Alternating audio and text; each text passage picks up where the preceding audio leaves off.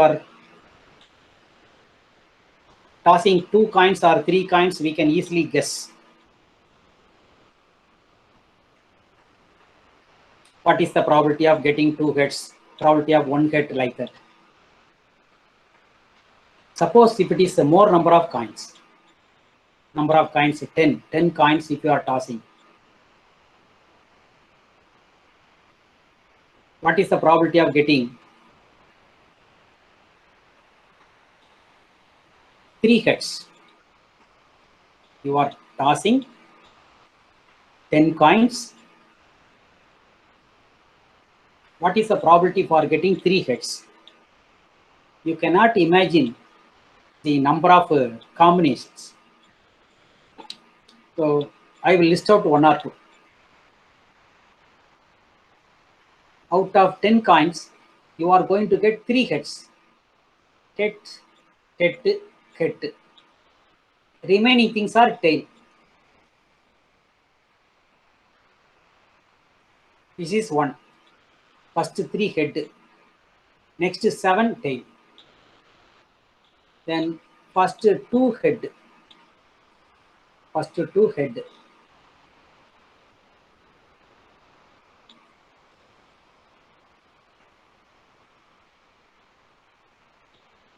Third place tail. Fourth place head. Remaining place are tail. This is another option. If you list out the combinations, definitely you may not write all the possibilities. If we toss 2 coins or 3 coins, somehow we can manage. If it is more than 3 coins, then it is very difficult to manage. Definition may be asked in part A. The formula is, you must remember, probability mass function. Probability mass function of binomial distribution. A random variable capital X is said to follow a binomial distribution if it assumes only non-negative values. All the probabilities must be non-negative.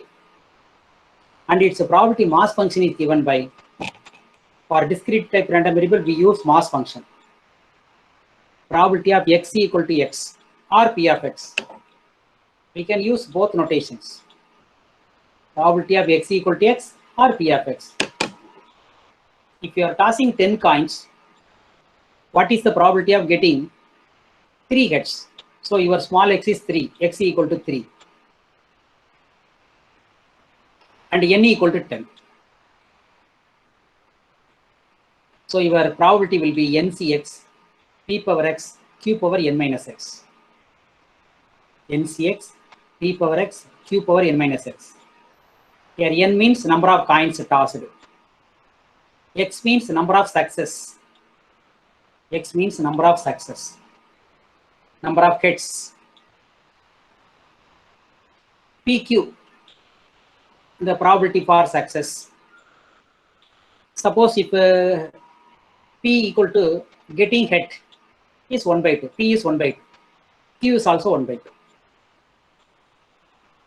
So ncx p power x q power n minus x. The very important point is, your x assumes value 0, 1, 2 up to n. In the next distribution, Poisson distribution, x equal to 0, 1, 2, 3, infinity, up to infinity. So please remember the difference. For binomial distribution, your x values are 0, 1 to n.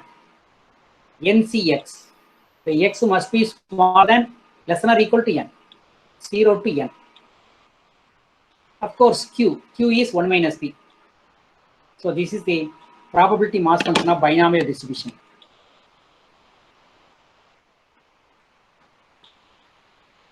One of the condition of probability mass function is total probability is equal to 1.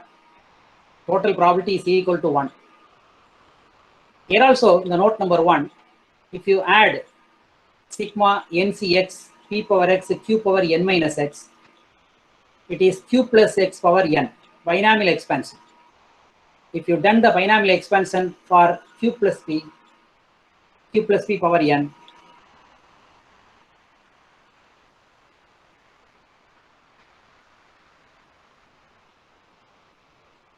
binomial expansion x plus a power n is equal to x power n plus nc1 x power n minus 1a, like that. If you write like this, then this is nothing but sigma ncx value is q plus p power n. Q plus p value is 1. 1 power n is equal to 1. So the total probability equal to 1 is valid. So your definition is correct. What is given in the probability distribution satisfies the probability mass function condition. Total probability equal to 1. The notation, note number, next note.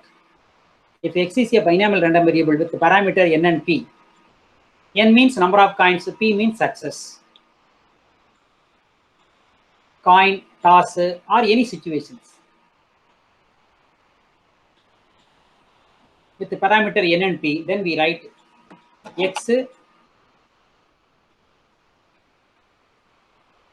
built symbol b n comma p. This should be read as follows. X follows b n p. X follows b n p means x follows binomial distribution with the parameter n and p. So binomial distribution, the first letter is b. N means total item, p means probability. So x follows binomial distribution n comma p. That is a notation. Note, next note. If we assume that n trials constitute a set, and if we consider n sets, what's the meaning of this one is, you are going to toss 5 coins. You are going to toss 5 coins. How many times you are going to toss 5 coins? 100 times. Simultaneously, I am going to toss a coin 5 times. 5 coins I am going to toss. This is one experiment. This experiment is repeated for 100 times. So here capital N stands for 100.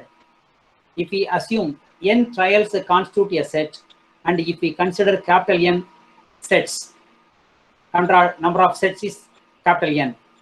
The frequency function of the binomial distribution is given by, you multiply the PMF value with n into ncx p power x q power n minus x. Just you multiply the probability by number of times the set is repeated. Frequency distribution, we may get it. When we go to use binomial distribution, we cannot apply binomial distribution for all the cases. These are the situations. We get binomial distribution under the following experimental conditions. Each trial results in 2 exhaustive and mutually disjoint outcomes termed as success and failure. In an experiment, the output must be only 2. The result will be only 2 output. Tossing a coin. Tossing a coin, the output is a head, tail. Only 2 outputs. If the output is more than 2, we cannot apply binomial theorem. But we can rearrange the problem. For an example, when you are throwing a die, 6-sided die, your outputs are 1, 2, 3, 4, 5, 6. When you are throwing a die, your sample space, your die sample space is 1, 2, 3, 4, 5, 6. Directly we cannot apply binomial theorem. Binomial theorem is not possible. Number of outputs 6. Number of outputs only 2. Then only I can apply. How can I apply for this die problem in binomial? You fix your P What is your P? Your P is getting 1, getting the number 1. If I get number 1, then I success. So the probability is 1 by 6. My P value is 1 by 6. So Q, not getting 1, 5 by 6. In that case, we can use binomial. Now we have success and failure. Success means getting 1. Failure means getting remaining numbers. That is the first note. Each trial results in 2 exhaustive and mutually disjoint outcomes termed as success failure. You call the success by P and failure by Q. The number of trials, N, is finite. Number of trials is finite. You are going to toss only 10 coins, 20 coins. Number of coins is finite. Then only our formula will be possible. We cannot use the formula for infinite number of coins. Combination value will not be possible to evaluate. The trials are independent of each other. The trials are independent of each other. First experiment, second time tossing, they are independent. The probability of success P is constant for each trial. So when you are starting the problem, your P is 1 by 2 means till the end of the problem P is 1 by 2. In the in-between, it should not be changed. The P value must be always same throughout the problem. We cannot change the value of P after 2 steps. Such type of problems will not be possible in binomial.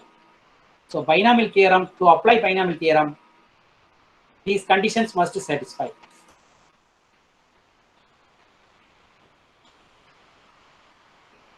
Find the moment generating function of the binomial random variable capital X follows Bn comma P. Bn comma P means B means binomial, N means total number of coins or items, P means probability for success. First, we are going to find out moment generating function. From the moment generating function, you obtained the mean and variance. You obtain the mean and variance. So in the 2-3 classes before, we have explained how to find the moment generating function, 2 classes before. Moment generating function is expectation of e power tx. In the first step, you write the probability mass function. First step, you write the probability mass function. P of x equal to ncx p power x q power n minus x for x equal to 0, 1, 2, 3, n. First, we recall back the probability mass function formula. I am going to find out moment generating function, expectation of e power tx. This x to be tx, e power t capital X. So e power t small x into p of x. So which function you are going to find out the expectation? Write the function in small letter, multiply with the probability. Your probability is ncx p power x q power n minus x. I can combine e power tx and p power x. I can combine e power tx term and p power x term by taking whole power x, p into e power t whole power x. ncx p e power t power x q into n minus z. You apply this note 3.1.2. ncx p power x q power n minus x is q plus p power n. This formula you are going to apply. So here, in the place of p, I am having p into e power t.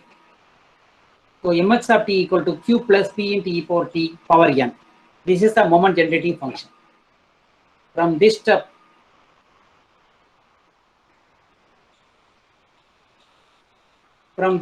to this step, how we got This is the binomial expansion formula. NCX p power x q power n minus x. It is nothing but q plus p power n. NCX p power x q power n minus x formula is this one. So just we use that one. So moment density function we have obtained. What is the next step? We have to find out mu1 dash, mu2 dash, mean and variance. Differentiate one time, put t equal to 0, then mu1 dash is ready. Mu1 dash equal to t by dt of mx of t. Moment density function differentiation. How to differentiate? Q plus p into e power t power n. I will explain the differentiation concept. First, exponent formula, n into q plus p e power t power n minus 1. Then differentiate q plus p into e power t. If you are differentiating p into e power t. So this is the, we go put in the next step. We differentiate n into q plus p into e power t power n minus 1. Then differentiate q plus p into e power t. That will be p into e power t. Now you substitute t equal to 0. In the place of t, you put 0. What are the terms? You may have this term, e power 0. This is e power 0. E power 0 value is 1. You simplify, your mu1 dash, mean equal to np, you got. So mean of the binomial distribution is np. Many places we may use np formula, npq formula. Variance is npq.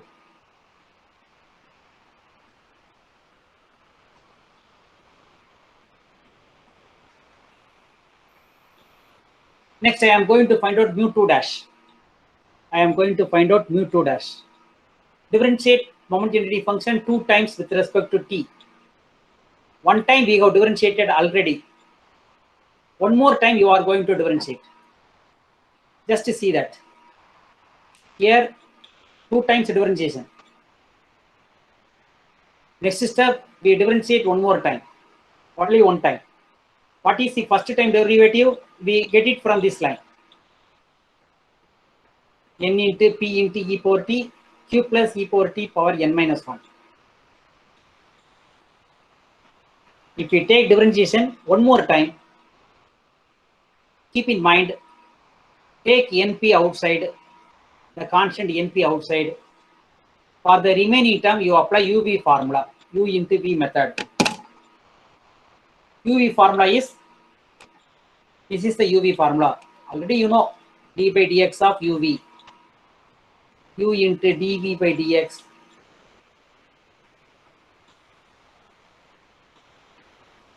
plus v into du by dx. That formula I am going to apply. Now you take np outside. E power t, without any change you write. You differentiate the second term. Differentiate this term. N minus 1 q plus p into e power t power n minus 2 into p into e power t. Then uv formula second term. Keep the second term without any change. Q plus p into e power t power n minus 1. Differentiate e power t, you may get that one. Don't simplify this one. We are going to put only t equal to 0. Now let us substitute t equal to 0 everywhere. Wherever t, you put 0. T equal to 0. E power 0 value is 1. This np is np. This is 1. This term is 1. Now p into n minus 1 we go written. Then e power 0 value, this e power 0 value 1. So q plus p is also 1. So we go obtained the mu2 dash value. Now you multiply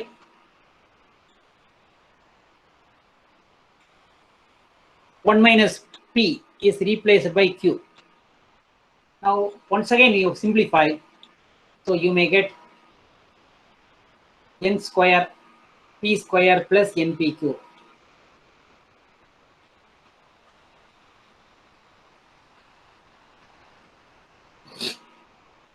After getting mu2 dash, this is my mu2 dash.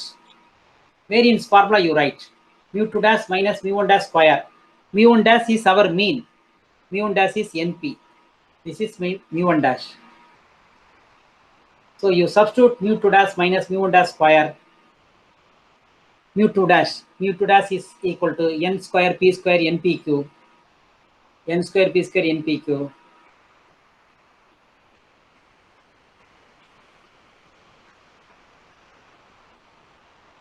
If you simplify, n square p square get cancelled, npq you may get it. So we can find the mean and variance without using MGF also, moment generating function also. Sigma x into p of x formula, x square into p of x formula. That's also possible, but this is somewhat easy.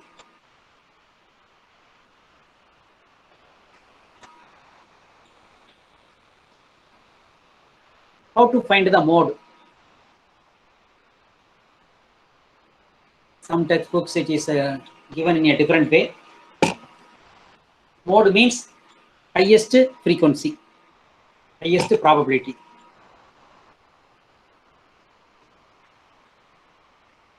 If x follows a binomial distribution with parameters n and p,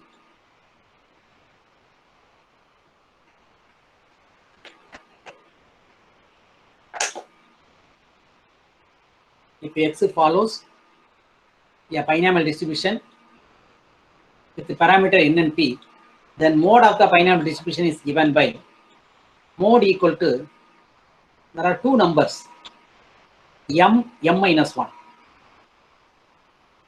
Two answers.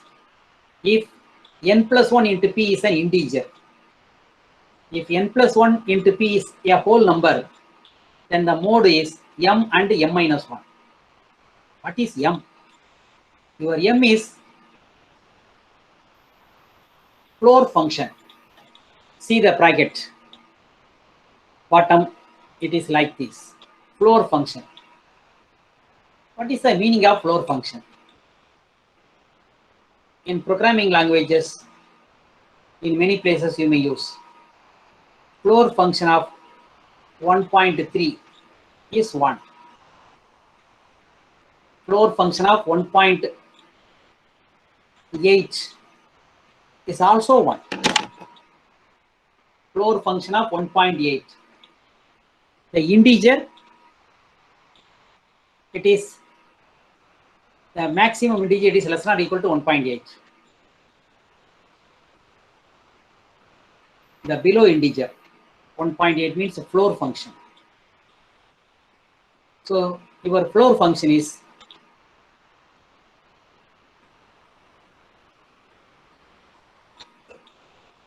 so you find out the floor function m, n plus 1 into p.